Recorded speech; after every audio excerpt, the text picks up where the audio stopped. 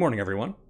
This week, I have decided to commit the entire week just to talking about emotions. Now, obviously, emotions are things that every single one of us experiences. It's something that every single one of us struggles with, and it's something that we don't talk often enough about. It's really that simple. The reality for most of us is that we're really driven by our emotions. Sure, we're humans, we're rational beings, we try to be as rational as we can be, but very often we're making decisions from this intuitive place where we're really making decisions based on emotion rather than based on what is rational and what's really a good idea in the first place. So I kind of wanted to unpack what emotions are, what they look like, how they work, how they impact our brain, and most importantly, how we can deal with them and begin working through them and try to get away from that emotional thinking side of things more into a rational space. I think this is a particularly important topic as we're going through isolation right now. Being able to manage our emotions by ourselves is incredibly important. So I thought I had some valuable things to say in this area and figured I'd talk about it. So let's jump right in. What are emotions? At the most basic level, this is what an emotion looks like. That's right. It's just a chemical. Emotions are basically chemicals in our brain. It's pretty crazy that most of us are enslaved to chemicals in our brain, but that's the simple reality. The chemicals that are getting transmitted in our brain are basically who we are, and they help determine what our behavior is. So really all that emotions are these little tiny chemicals in our brain. Now that definition is not particularly useful to us because it tells us nothing about how to deal with them. It tells us nothing about how to change them. It tells us nothing about how to work through them. So I want to go a little bit deeper than that because the reality is that even though they're just little chemicals, we experience them in such diverse ways. We all experience emotions differently. There's so many thousands of different words that we can use to describe emotions. And yet we all still have kind of these similar experiences. It's pretty crazy. The reality is that emotions are also influenced by how we think and our cognitive processes.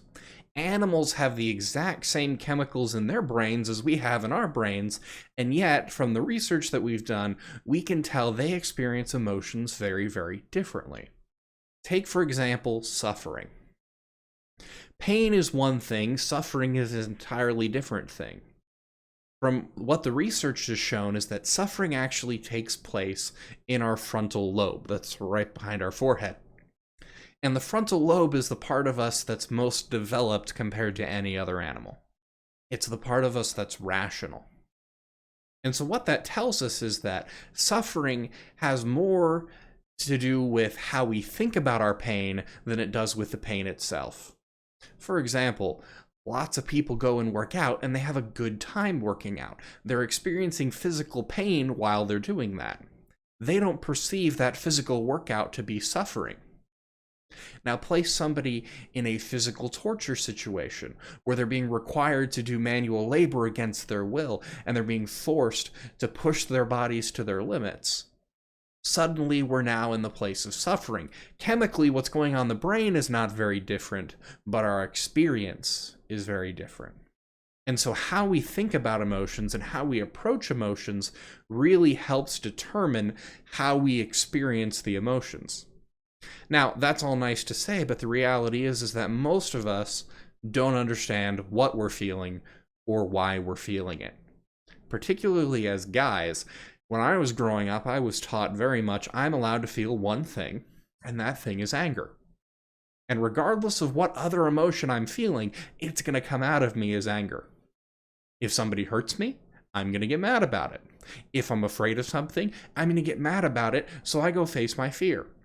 You get the idea. A lot of us are taught that we're only allowed to feel certain emotions. Oh, you're not allowed to feel pain, that's girly. Oh, you're not allowed to feel angry. And when we get into those places where we feel like we're not allowed to feel emotions, a lot of us just have issues communicating what our emotions are and what we're feeling. And as a counselor, this is something that I help a lot of clients with. I help them put a name to the emotion that they're feeling. One of the ways that I like to help clients do this is by limiting our vocabulary of emotions. As I mentioned earlier, there are thousands of words that we can use to describe our emotions.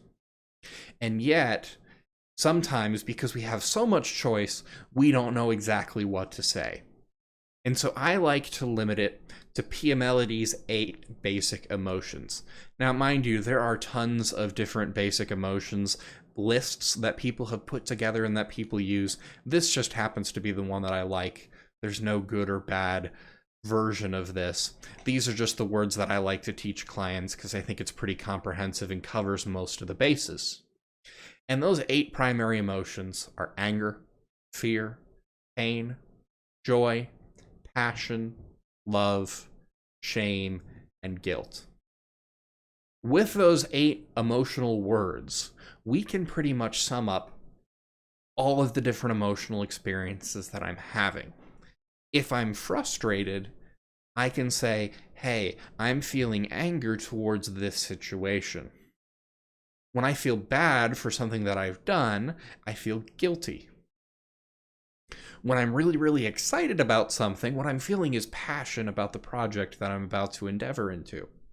So you get the idea.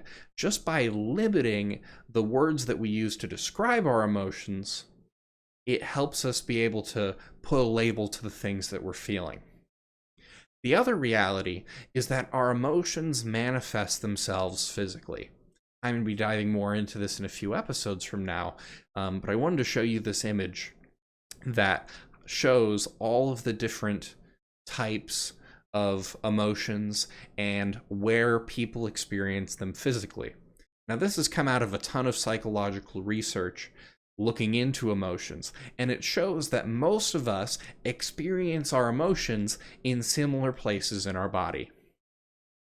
Because we're experiencing those emotions in similar places, we can literally observe our body to describe what's happening in our mind. It's actually kind of cool. And I will just say this, the more that you work with emotions, the easier it becomes to define them and to explain what they are. It's something that comes with practice and something that takes time. It's not something that anybody's really natural at. In fact, most of us are set up to fail when we're taught that we're only allowed to feel certain emotions. So I'm going to be diving a lot more into this topic over the rest of the week. Tomorrow, I'm going to be talking about different types of emotions and the way that we experience them and how emotions can serve a purpose in our lives.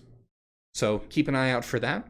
If you have any questions that you want to be answered, please leave them down in the comment section. If you have any other topics that you want to hear me talk about, you can leave it there as well. Like and subscribe if you feel like it. I'm not really going to push for that too much. Thanks for watching.